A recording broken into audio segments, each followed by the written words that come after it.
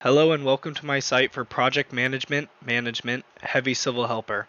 This is the second of a few demos that I've been making, and today we're going to go over how to plot your blueprint sets out on your map, as well as add RFIs, submittals, change orders, and custom pins. As you can see, I've done a few changes and some housekeeping since the first time you've seen this on video. So I've actually done a few extra demos right here for other alternative industries and uses for this for smaller private contractors as well. So that way they're able to mark out smaller zones and utility areas with different job items, different phases and scope work that you can add in, as well as ability to store and manage your construction docs and run job reports covering a variety of different things. As well as I'm adding support for any sales-based construction, home improvement sales, real estate. That way you can track exactly where on your map leads are throughout the different stages. From bid to cold called, dead in the water, sold, and then who's on it, what's going on in it. We're able to manage, track, and have an overview of what's going on in your organization, or if you're an independent contractor, see what you're selling if you are working in home improvement sales, and be able to see exactly what's going on and where you can benefit from this. Okay, so hopping back into the test account, what we're going to look at here is how to overlay plans directly on your map. I've added a new portfolio function for those with multiple projects to be able to view what's going on in each one of them, as well as different types when you go to create a new project. That way you can add one of the three types for a wide variety of different applications. So when you come into plans, what you'll see is that there's nothing. Obviously, we just started. You can upload a PDF to start placing your overlays on your map. So what I'm going to do is I'm going to save one and we're going to upload it right here. And I'll see you guys when I'm done with that. Right, I have successfully uploaded my plan sheet, and what we are going to do now is you can come and preview it. This is from the city of Long Beach. It's their free stuff online for a project they're doing on First Street between Pacific Avenue and Long Beach Boulevard. So what we are going to go do is select open on map because it is not placed. And what you'll see happen is it'll pull you to where we were, and then it has the plan set. So then you're going to want to take it to the location. It honestly helps to be able to map it out beforehand. And as you can see, we are in edit mode. So you can drag stuff, you can drop it, resize, and we are going to click on it to open up the pull down, the editing menu, and then we are going to lock it. And then what I'm going to do is resize this plan set, because we're going to come over here right between, here's First Street, and then we're going to find Long Beach Boulevard. Here's Long Beach Boulevard. This is your corridor. So now what we're going to do is resize it as needed to fit, and we can play around with the opacity if needed, as well as come back through and crop this. You also are able to use the handy dandy overview. Let's see, here we go. I think about right here should be fine. You're able to do the satellite overview as well as a detailed overview to make it a little easier, and when you are done, you come in here and hit done. And then you can show and hide it as well. And now you have it on the screen. And then something useful about this is when you go and click on your menu item that you've placed, you can view it full screen. Right now it says there's no pins on this sheet, but that is going to change very, very soon. So let's make this opacity just a little less so we can see what's going on behind it. They're on satellite view. And then we're going to come in here and we are going to pin this and place our first RFI. So this is the record section. What you'll see when you get here for the first time is you have a registry and what exactly is here between RFIs, submittals, directives, and change orders. What we are going to do first is upload an RFI. So we have a little segment right here for if we were wanting to have the AI parse it to extract the fields, but let's go in here and type one up for ourselves. RFI number 1. And if you have a subcontractor in this, you can add exactly whose RFI number this is going to be. Let's say for the title, we're going to say broken manhole cover and then Pine Avenue. Now what we can do is come over to our general area that we are looking at. And this is a lot easier when you've made the map pin itself to the location, such as by adding in the menu, middle of project and an end of project. That'll help you be able to find stuff just a little bit easier. Let's go to First Street, and if we said this is on Pine, see where we're at. Let's add it right here.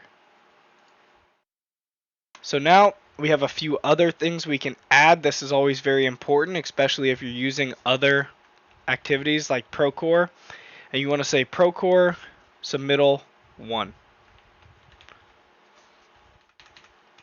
You're also able to put the date requested, whether that's when you sent it or they requested it of you, as well as when it was sent, the due date, and when it was returned.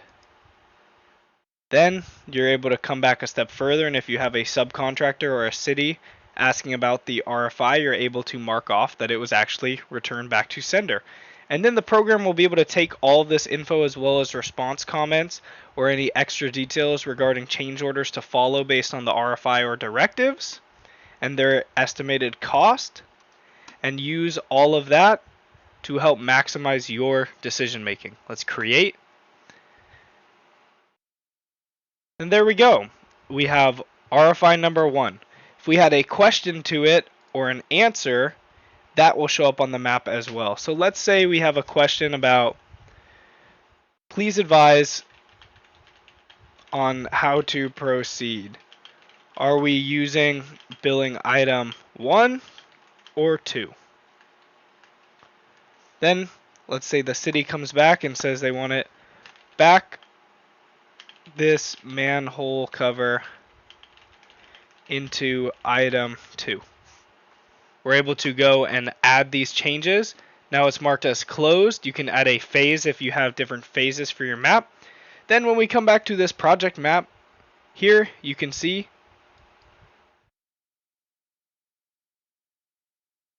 our RFI. It looks like actually I added this into the wrong section. It's just a little too small.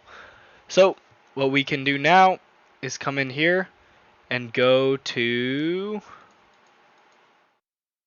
click on it, position locked, reposition. Able to come in here, resize it as needed to fit. Let's see if this is exactly where it needs to go, to fit what you need and or what is missing. There we go. Now we're able to hit done, come back in here. We're going to pin it so that way you can't move it and no one can click on it. And then here we go. We can make it a little more full. And now what's really cool is when we go to full screen it, you will see our RFI shows up on this overlay as well. That way if you need to communicate with stakeholders or field workers for your organization, any superintendents, where something is, not just on the map, but on the plan set, you have it as a dual threat and can open it just to there. So now let's go and put a directive on the map. Let's make this directive number 1, RE Directive 1. Add striping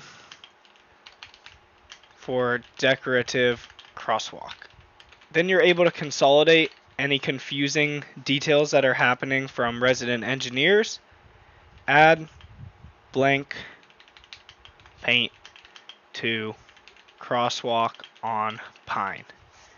You're also able to add dates, due dates, cost and time impacts, whether or not a change order is going to be needed for this directive, as well as its status. You can close it, keep it open in review, whether it's approved or not, and this will help connect in with your change orders as well. Now we can go back to where we were working, and we can say because I had said directive 1 for decorative crosswalk. Let's put it right here on the promenade. Now, not only will this show up in our records when we go to overview everything, but it's now going to show up on our map as well. And then you can come through and export this. You can set a print zone.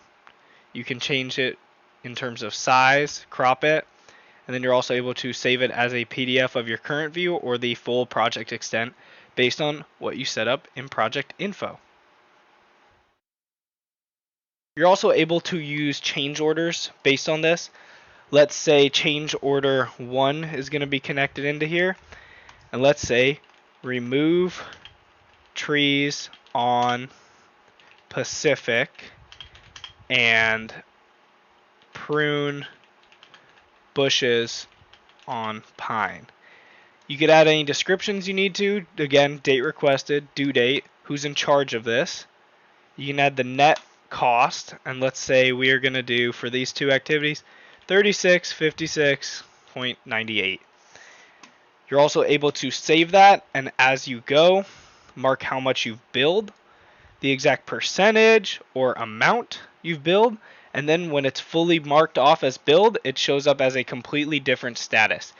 You're able to go through your statuses, whether it's that this has been requested of you or you're requesting it of the prime, whether it's sent or not, whether it is combined, because sometimes you will have 3 RFIs need to be combined into one, like if we had 3 different tree directives, 3 different RFI prices, or sorry, 3 different change order prices, and then they combine into one package RFI that is then sent and then finalized and then billed. So let's just go and say sent. Now, we can place it on the map again. Let's put it on Pacific and Pine. As you can see, these are different colors, so you can come into your menu and in your overlay and see exactly what's happening right here, and then you're able to go and base that off of these pieces of information. You can hide different things throughout it when you're adding it, as well as the overlay or not the overlay when you save. Then you're also able to come through, and if you need to change exactly where you're looking at, do that as well. And then now we will add these 2 change order pins and save them. Then you'll have a nice little breakdown come through once you've saved it for the first time of your change order exposure, the amount sent, the amount approved or billed, and you're able to see a breakdown based on such. So what I am going to do is come through now and make a few change orders and show you how we can combine them. Another fun thing is that when they are rejected, hopefully you don't get many change orders rejected, you're able to mark them as rejected and put this in this archive that'll show up as a completely different wheel in the project. Let's add 3 change orders. Let's just do 2. Let's give it 1,000. Let's create 2. Let's make another one. Let's make 3. Let's make it 3. And let's make this one 3,000. So we have these 2 hypothetical change orders that show up now. And if we were to need to combine them into, say, one final change order, here you can go, save them, combine into package change order, give it a new number. This would be 4. You can give it a title. Oop, swiped out. Number 4. You can give it a title. Combined removal cost. You have your net cost, or if that changes, you can mark it, and then notes. Then what you will see is those 2 change orders disappear, and now they show up in this combined section as their original, and now you see your package change order. Let's say we have billed now this package change order. You can add any backup you need now. Fully billed, it is going to go to 100% and save. Now our change orders show up as fully billed, 1 is sent, and here's the amount of change orders that were combined. And if you have phases in your project, or let's say different corners, different streets you wanted to mark per each of these change orders, in this case on this hypothetical project, let's say you took Pacific, Pine, the Promenade, and Long Beach Boulevard, and you had different change orders at every intersection, and then you had, let's say, First Street, you could set it up as that too. You can be creative in that sense. That way, when you come back to your change order overview, you would see each of those phases. Now you also have this handy breakdown that shows the amount pending and still out there, as well as approved. You see this from your quick view right here on your project portfolio, as well as on your dashboard. Everything is right within access and quick reach. I also want to get into the risk report function. Let's generate a quick risk report. Let's do early Q1 project risk report. These are a little more intensive, so you don't want to do as many of these when you could just be asking AI simple questions about it. Let's say, based on the 3 change orders by intersection, where might we see the most problems? You can send it, and we will see what it comes back with. We can go back to our original risk report and see an executive summary. Overall project health appears stable from a schedule and compliance perspective. 0 open items, 0 overdue, 0 days time impact recorded, but cost and contract administration risk is elevated due to a meaningful amount of unbilled change order exposure, $7,656.98, and limited record metadata, missing submitted due resolve dates, assignees, and phases. Field risk visibility is constrained by minimal field tracking, 1 field pin at 0% completion, and 1 active plan. Top risk findings. Commercial closeout risk from unbilled change order exposure, very surface leveled, 0 billed. It'll also go and give you a risk score, as well as analyze some key risk areas. In this sense, it's surface level because right now we have unbilled change order exposure and cash flow risk based on the surface level info it took. It gives you a recommended mitigation on what to target and what to potentially help you out regarding scope definition and audit trail weakness. You can see the rest of the risk reports and its final findings, and it will go in depth on it.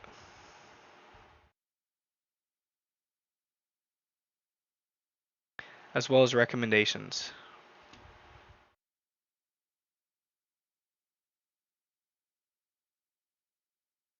Now, this takes a project manager to be inputting the proper data and asking the right questions as well as not asking. It's not going to replace your work.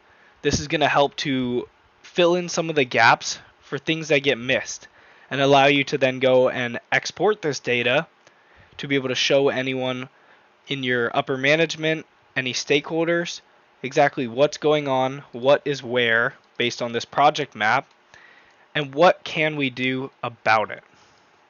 You also have an Ask AI function where you can ask the AI a question about it, such as, if you needed to give a quick response, how many change orders are still pending and what is their worth?